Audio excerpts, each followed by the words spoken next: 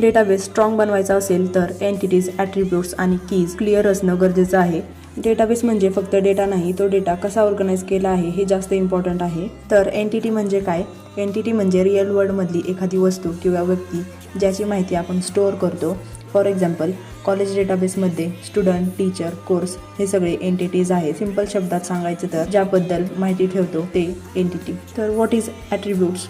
Attributes म्हणजे एंटिटीची माहिती किंवा features. For example, student entity असेल तर त्याचे ॲट्रिब्यूट्स असतील name, roll number, age, marks. Entity ही स्टुडंट झाली आणि ॲट्रिब्यूट्स त्याचे डिटेल्स. व्हॉट इज की? की म्हणजे अशी ॲट्रिब्यूट्स जी प्रत्येक रेकॉर्डमध्ये युनिक असते. फॉर एक्झाम्पल, स्टुडंटचा रोल नंबर, 2 स्टुडंटचा सेम रोल नंबर नसतो, म्हणून रोल नंबर ही एक प्रायमरी की आहे.